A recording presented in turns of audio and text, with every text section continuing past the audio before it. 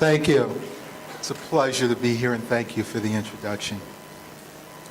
I'm going to talk over the next 10 minutes about what are the reasons or what are the causes of cancer. Much of the information I'm going to be giving here comes directly from the Cancer Atlas and is available online at canceratlas.org. First, cancer is the leading cause of death worldwide, meaning more people die of cancer than any other disease. In several countries in Asia, cardiovascular disease is still a predominant predominant cause of death, and cancer is number 2. But worldwide, cancer is number 1. Despite the fact that cancer is number 1, there are 40 countries that have a greater than 20% decline in age-adjusted death rate from cancer. To be very specific, the number of people dying from cancer is increasing worldwide, but there are 40 countries where individuals' risk of cancer is actually going down. You've already heard the burden of cancer, that 14 million people were diagnosed in 2012. And we anticipate that 21 to 22 million people will be diagnosed in 2030. The burden is increasing in developing countries and decreasing in developed countries. Of the 14.1 million who were diagnosed in 2012 and 8.2 million deaths, there were lung, liver, stomach, colorectal, breast, and esophageal in that order in terms of number of deaths. Again, 14.1 million diagnosed in 2012 with 8.2 million deaths. In 2030, 21.7 million diagnosed with 13.2 million deaths. A major risk factor for cancer is age. Median diagnosis worldwide is 66 years for men, 65 years for women. And the population of the world in both developing countries on the left and more developed countries on the right is aging. The number of people who are over the age of 50 and over the age of 60 is increasing over time. Therefore, the number of people who are diagnosed with cancer is increased, even in countries where the risk of cancer death is actually going down. We can accelerate that risk of cancer going down, and that's much of what I'll talk about. Of the most common cancers diagnosed are shown on this map. You can see for China, it's lung cancer and lung cancer for men. For women, it's lung cancer or breast cancer, very close to each other. When we look at lung cancer, you can see incredible high rates again in China for both men and women. And I mention lung cancer because it is the most preventable cause of cancer and cancer death. Indeed, the 20% decline in age-adjusted death rate that we have seen in those 20 or so countries, or 40 or so countries, is overwhelmingly due to smoking cessation and smoking reduction activities that started in the 1960s and 1970s and bore fruit in the 1990s and beyond. That said, there are 1.3 billion smokers worldwide. There are about 6 million deaths each year that are attributed to smoking, and a substantial proportion of these deaths are avoidable through smoking cessation even still. The next major cause of cancer is obesity, poor nutrition, which is actually usually the form of too many calories, and physical inactivity. Nutrition and physical activity has been linked, or physical inactivity, has been linked to 15% of breast cancers, 10 to 25% of kidney cancers, 30 to 50% of endometrial cancers, 5 to 10% of colon cancers. In numbers that we can't specifically estimate, there are correlations with esophageal cancer, with stomach cancer, with prostate cancer, with pancreatic cancer. and with at least a half dozen other cancers.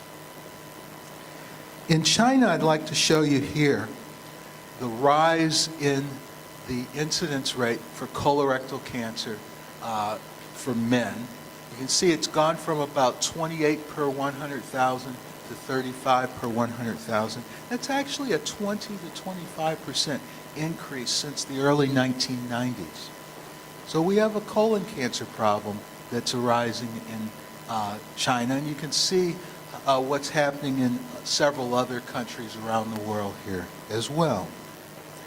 For breast cancer, you can also see women in China have had a rise that's gone from about 28 per 100,000 now to 45 per 100,000.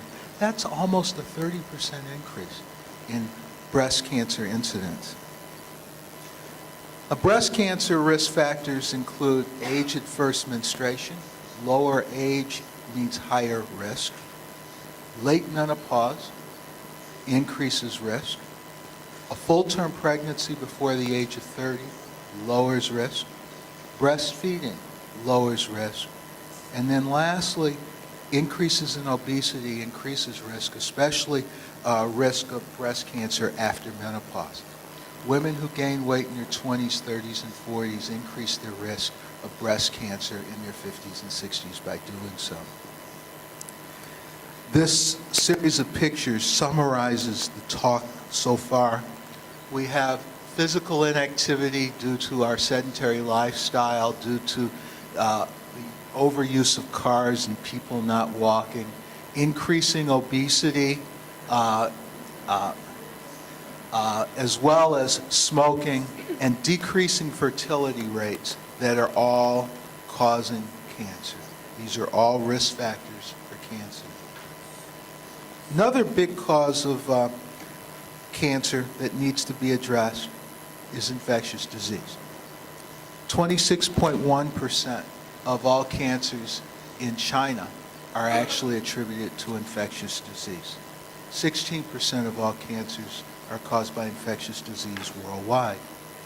Among the infectious diseases are H. pylori, hepatitis B, hepatitis C, HIV, the human herpes virus 8, Epstein-Barr virus, the human papillomavirus, and schistosomiasis. Hepatitis B and HPV have vaccines available today, and actually there's been some success in controlling hepatitis B in China. Liver cancer is a major cause of cancer death in Asia, especially in Southeast Asia, where it's the leading cause of death. It's estimated that 60% of liver cancers in Asia are due to hepatitis B, 25% are due to hepatitis C. A smaller proportion are due to aflatoxin, which is found secreted by aspergillosis and found in aspergillosis-tainted grains. And a smaller portion is due to alcohol consumption. The human papillomavirus is a sexually transmitted virus, and it is linked to cancers of the cervix, vulva, vagina, penis, anus, and in the head and neck, cancers of the oral pharynx and tonsil. HPV infection is, by the way, a leading cause of cancer in Africa, less so a cause of cancer in Asia. And so, as I sum up the risk factors for cancer, more than 30%, as has been said earlier, more than 30% of cancer deaths could be avoided or prevented by modifying key risk factors.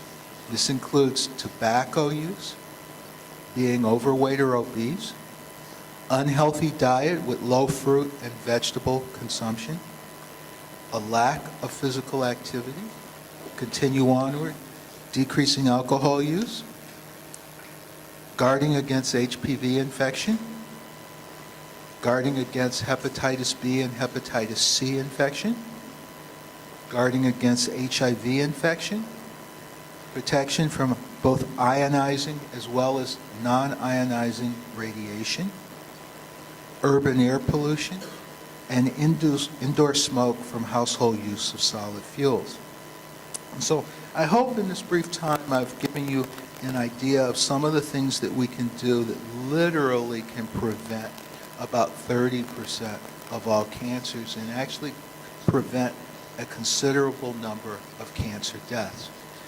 Those 40 countries that have a greater than 20% decrease in age-adjusted cancer death rate over the last 20 to 25 years actually indicate to us that we actually can do a great deal to prevent cancer and prevent cancer deaths. Again, thank you for the invitation to talk here. It was a true privilege.